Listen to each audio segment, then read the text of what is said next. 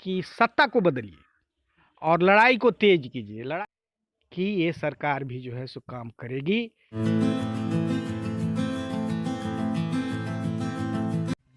अभी हम लोग बिस्फी असेंबली हल्का में हैं। यहाँ पर घूम घूम कर मुख्तलिफ़ जगहों पर मुख्तलिफ़ लोगों से व्यू ले रहे हैं कि किस तरह यहाँ के हालात कैसे हैं और लोग किसको वोट करने जा रहे हैं, यहाँ से कौन ऐसा प्रत्याशी है जो लोगों के दिलों को भा रहा है।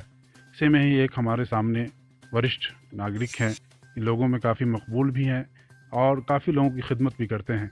आइए हम इनसे जानते हैं कि यहाँ का माहौल कैसा है। मैं प्रेमचंद्र झा, भारतीय कम्युनिस्ट पार्टी का बिस्फी अंचल का अंचल मंत्री हूँ और 1990 ईस्वी से बिस्फी में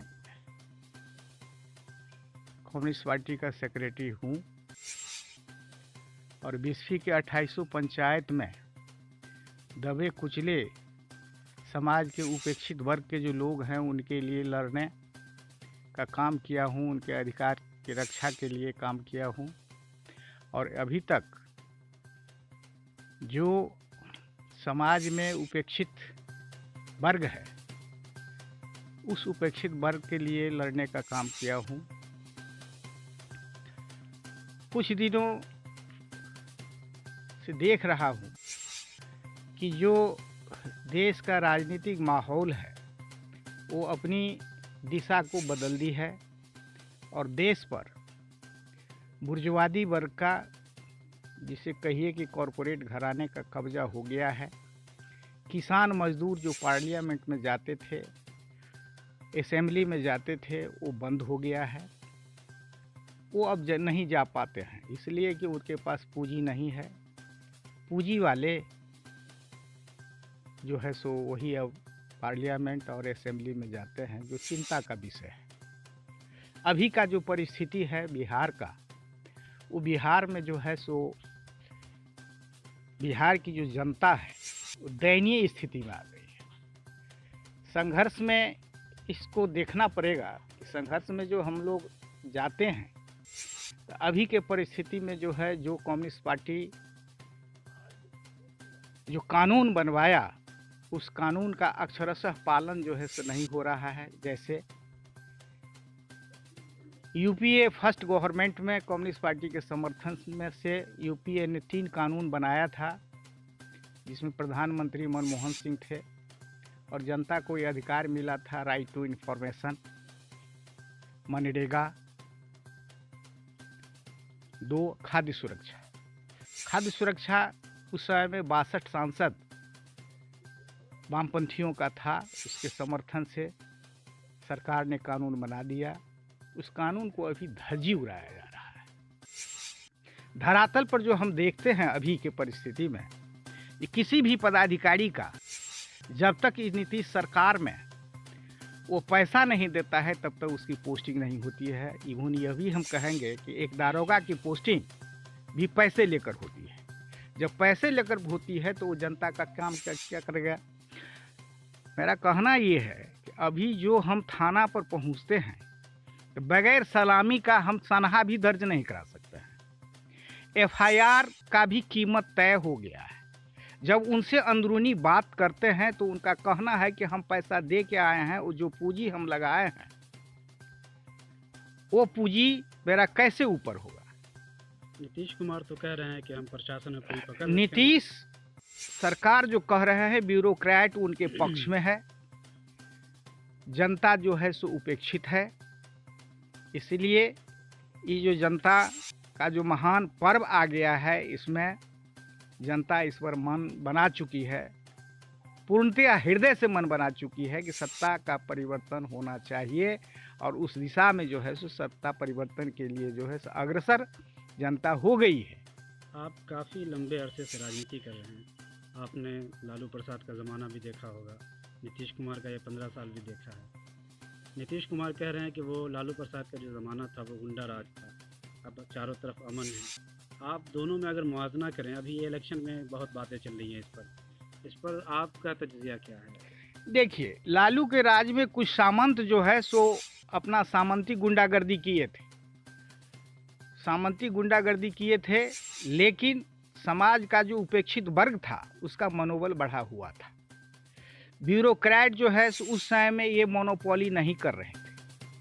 हमारी बात जो है सो प्रखंड में सुना जाता था, हमारी बात जो है सो थाना पर सुना जाता था, हमारी बात जो है सो अनुमंडल में जिला स्तर पर सुना जाता था।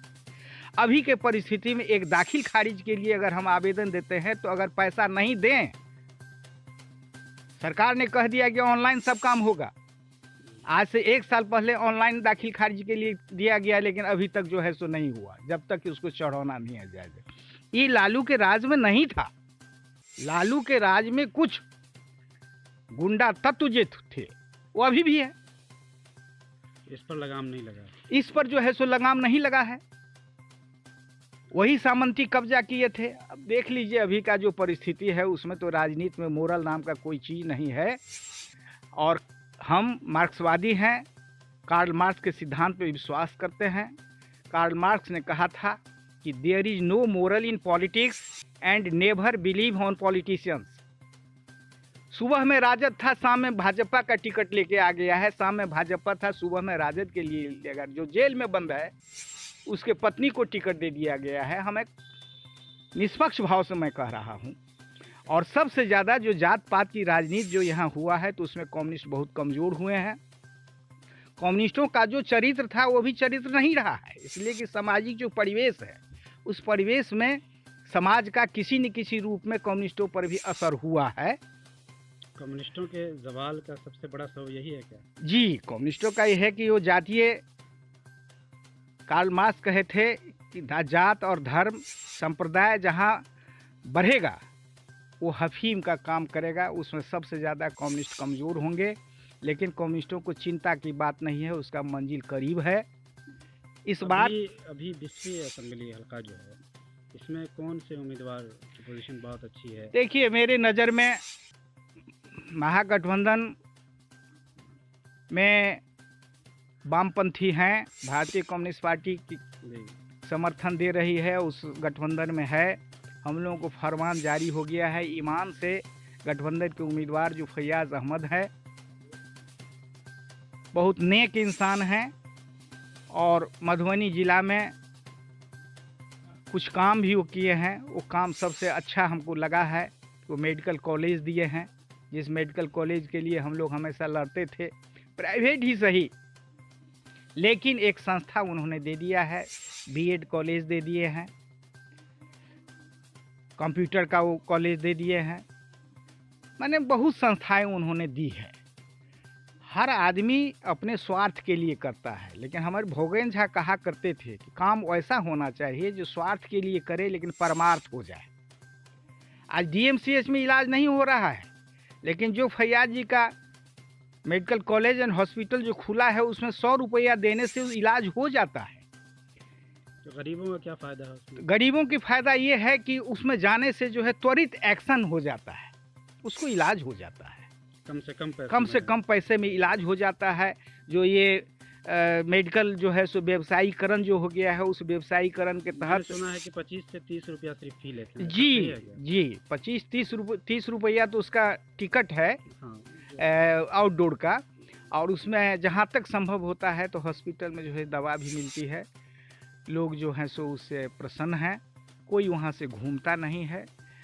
तो किए वो अपने स्वार्थ के लिए, लेकिन एक संस्था जो दिए इससे परमार्थ हो गया, यानी आवाम को। जैसे कम्युनिस्ट के बारे में एक बात मशहूर है कि वो जहाँ भी होते हैं मास में होते हैं, यानी उनका एक जगह जमा होता है वोट। जो आपके यहाँ भी कितने वोटर हैं? देखिए यहाँ जो है सो कम से कम 14,000 वोट हम लाए थे, और उस वोट पर जो है सो हम लोग अड़े हुए हैं कि उससे कम नहीं होने देंगे, जहाँ तक ज़्यादा हो। और बराबर कहा करते हैं कि जनता के बीच में जो रोटी जो है सो तवा पर एक दिशा में नहीं रहनी चाहिए, उसको बदलने की ज़रूरत है, वरना जो है सो रोटी जल जाएगा। इसलिए इस रोटी बदलने की आवश्यकता है। जनता मन बना चुकी है। जनता जो है सो इस बार महागठबंधन के उम्मीदवार को जिताएगी, ये मुझे पूर्ण विश्वास है। फैयाज साहब 10 साल से एमएलए हैं, काफ़ी वोटों से जीतते हैं। वो पिछली बार 70,000 वोट लाए थे, लेकिन आपकी पार्टी उनके साथ नहीं थी पिछली बार। तो इस बार साथ आई है, तो जाहिर है आप कहना है कि 14,000 वोट जो है जी प्लस होगा। जी। तो कितना वोट ला सकते हैं? इस बार के हालात क्या हैं? देखिए, जीत तो उनका सुनिश्चित है। आपके आने से कितना फ़ायदा होगा? वो अंतर जीत का अंतर बढ़ जाएगा, जीत का अंतर बढ़ जाएगा इस बार। जनता के बीच में जो उपेक्षित वर्ग है, जो गरीब दबे कुचले वर्ग के जो लोग हैं, वो अपना मन बना लिए हैं कि इस बार जो है यहाँ से महागठबंधन के उम्मीदवार को। आखिर में आप अपने कम्युनिस्ट वालों से या आम लोगों से जो आपके चाहने वाले हैं उनसे कुछ अपील करना चाहेंगे? मैं यही अपील कर रहा हूँ कि सत्ता को बदलिए, सत्ता को बदलिए और लड़ाई को तेज कीजिए। लड़ाई को तेज इसलिए कीजिए, किसान जो है सो मर रहा है। अभी जो है सो मोदी की सरकार किसान विरोधी कानून जो लाया है, मेरे खेत से अभी धान आया है 1000 रुपये क्विंटल, वो बिक नहीं रहा है। सरकार ने क्रय केंद्र खोला था, उसको बंद कर दिया। पैक्स के द्वारा जो धान खरीदा गया वैसे ही पड़ा हुआ है साल भर से। कोऑपरेटिव डिफंड हो गया। किसान का जो कीमत सरकार के द्वारा निर्धारित है 1950 रुपये गेहूं का, लेकिन अभी भाव जो है सो यहाँ धरातल पर 1300 रुपये क्विंटल है।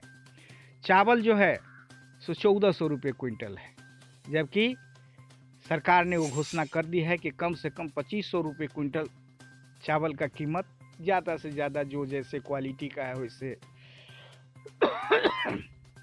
सरकार की ओर से है। तो सरकार किसी न किसी रूप में जो है सो किसान विरोधी है।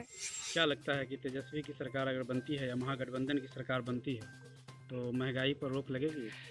देखिए, ये तो देश के पैमाने पर है, लेकिन बिहार में वामपंथियों के साथ जो मोर्चा बना है, अब वामपंथी अगर जीत के जाते हैं तो जैसे यूपीए गवर्नमेंट के को बाहर से सपोर्ट किया वामपंथियों ने, तो नहीं भी चाहते हुए भी कांग्रेस की गवर्नमेंट ने बहुत कानून बनाया और जनता के हित में जो है सो बहुत काम किया।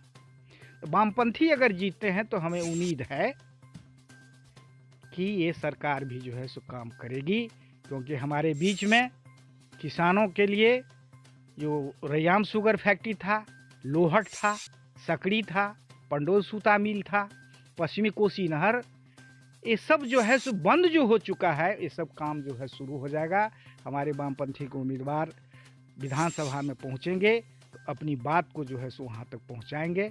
हमें आशा है और विश्वास है कि इस बार जो है सो सरकार बदलेगी और विधानसभा में जो उपस्थिति है वो वामपंथियों का भी रहेगा। बहुत बहुत शुक्रिया। ये हैं वामपंथी विचारधारा के वरिष्ठ नेता हैं प्रेमचंद झा जी। इन्होंने कहा कि फैयाज साहब काफ़ी ईमानदार आदमी हैं, बहुत काम किया है इन्होंने, हॉस्पिटल, कॉलेज, रोड। तो एक बार फिर से लगता है कि इनके आने से, इनका मानना है कि हमारे आने से उनका मास वोट जो है वो काफ़ी बढ़ जाएगा और काफ़ी मतों से वो जीतेंगे।